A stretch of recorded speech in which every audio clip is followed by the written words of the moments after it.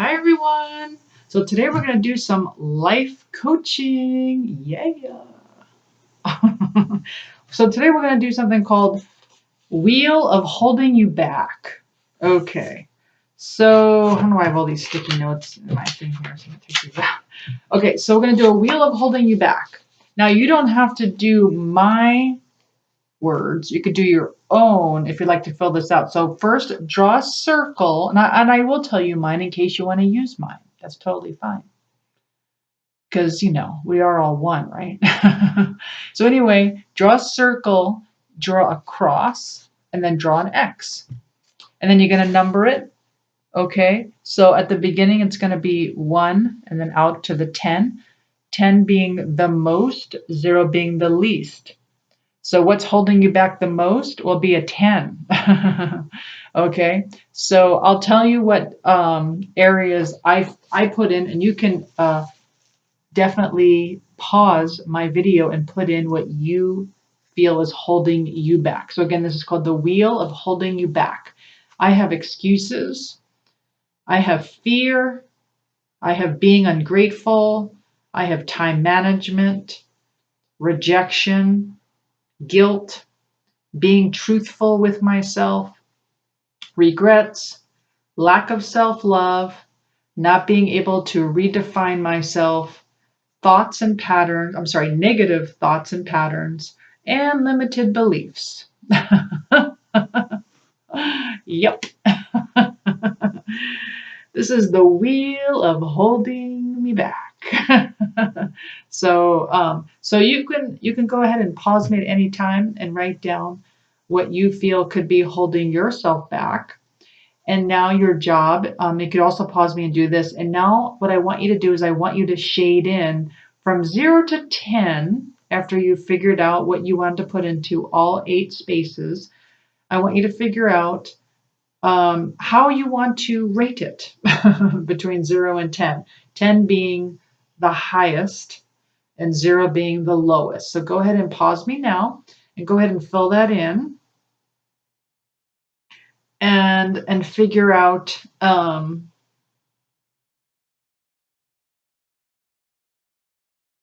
don't know why I'm acting like you're doing it. I'm acting like, oh, I'm just waiting when you probably just paused me. Now you're waiting for me to start again. Okay, so were you surprised by what you've come across? Are you surprised by what's higher and what's lower? So you can ask yourself these questions.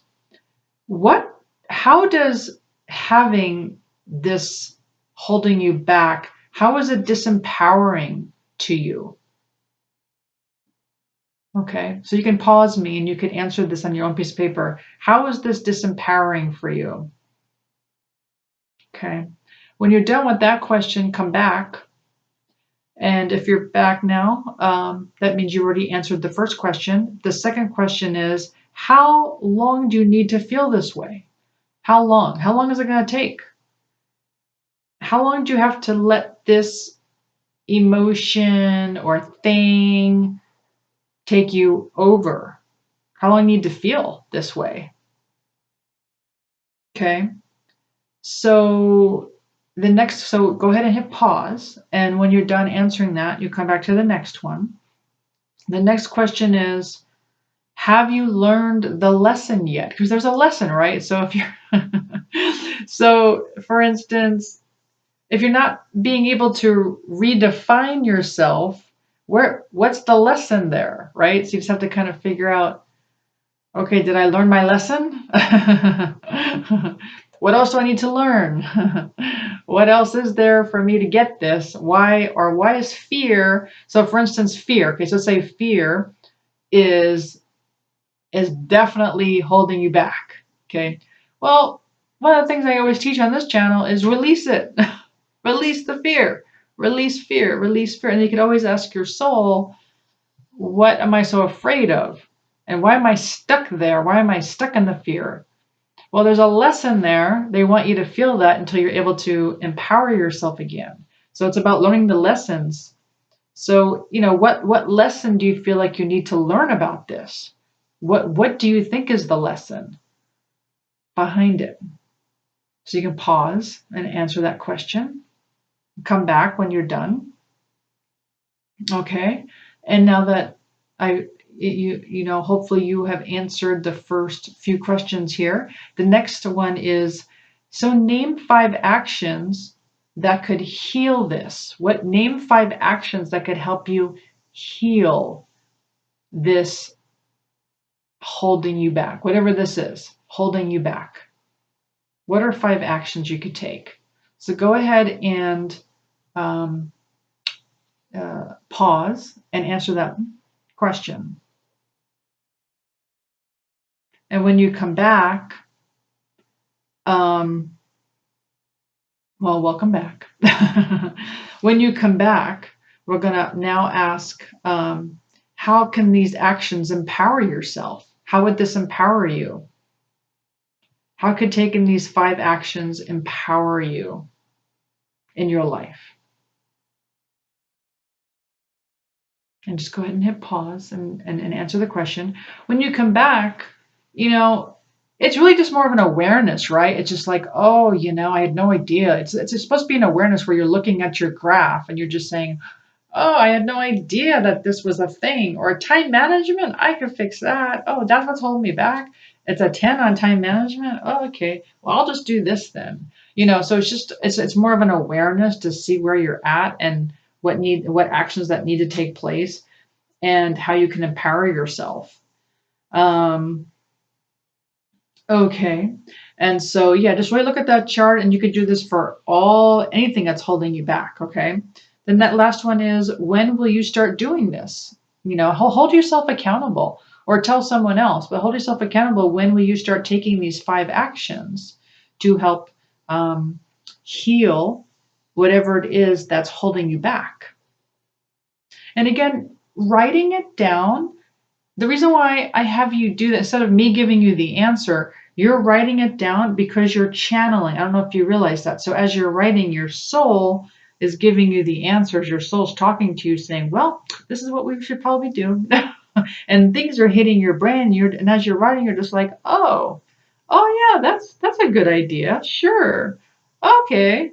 You know, and so people don't realize when they're writing, they're channeling, and their soul is giving them the wherewithal, the brand new ideas of what to change and how to change it. So that's why I just give the questions, and boom. Sometimes it hits your brain without writing, but I do find it helps better when you write. You really start to channel. But I have some more questions for you, just some extra bonus questions. We'll just pick 2 of these, and then I just picked one from the basket as well over there. Okay, so let's pick 2 here. Ooh, what does it mean to you to be in a soul relationship? Interesting. And of course, I just wrote this down. What does it mean to be in a soul relationship? So what does that mean to you? What does that look like? What does that feel like? What does your everyday look like being in a soul relationship? How does your life change? How does life feel being in a soul relationship? What does it mean? Like, what does it mean to be in a soul relationship? What is your own definition? What is your soul's definition of being in a soul relationship? And then when you know, you can figure, and of course you could pause me at any time. And then when you know, you can go ahead and add that, what's the word I'm looking for? You can just go ahead and incorporate these new daily activities in your life to help you feel more connected to your soul. In whatever way that means to you. It's not going to be the same for everyone. All right. And again, just pause me if you need more time on that, but I'm going to pick another one.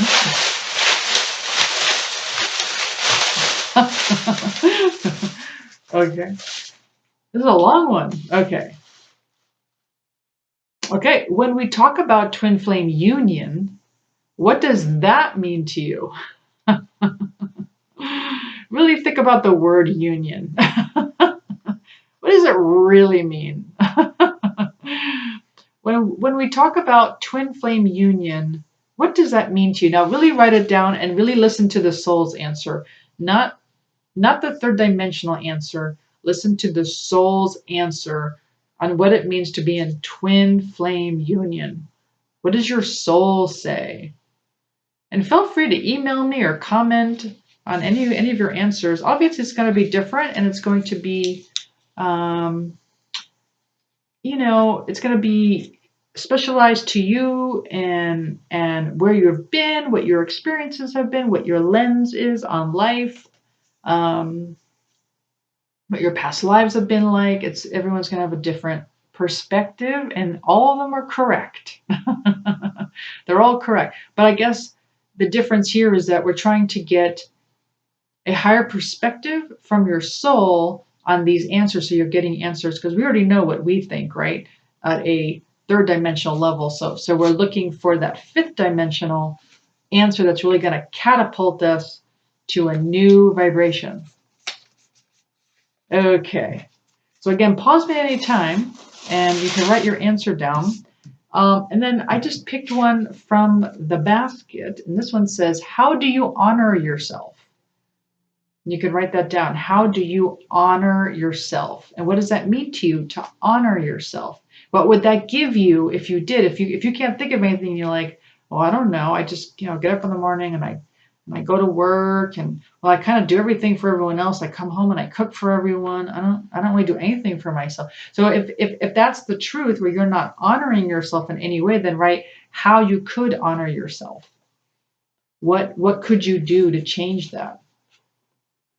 What do you love? What do you care about? What makes your soul sing? So I literally put a basket together of everything that made my soul sing. I did a divine feminine basket and I did a divine masculine basket.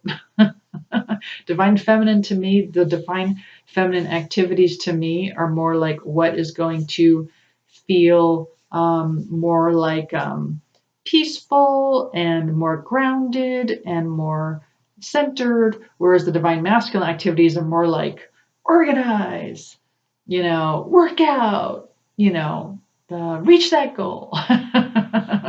And so I split it up, and then I do this for myself on weekends, and I pick from the baskets as like divine, and I give myself two choices, divine feminine, divine masculine.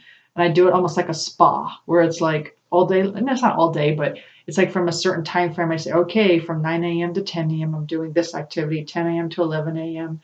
this activity, 11 a.m. to 12 p.m. I give myself two choices per divine feminine, divine masculine activity, and that way I'm honoring myself. I'm honoring my divine feminine and I'm honoring my divine masculine. I'm honoring both because I tend to be more divine masculine in nature. Just as a baseline. I mean, obviously when you work, it's not about centering, unless you're like a yoga coach. Most likely you're not centering yourself or grounding yourself while you're working. You're on the go, and you're reaching your goals, and you're organizing, and you're doing, you're more divine masculine. So you could even just say, oh, this is what I need to do for divine, but I'll do both. I'll do divine feminine and divine masculine because I do really enjoy to work. I really enjoy working out. I'll do that every night too. So every night I'll do a divine feminine activity and a divine masculine activity every single night. So for me, it would be like a boot camp, and it would be like I like Yochi. That's my favorite, my Yochi. So it's just somebody who teaches me Qigong.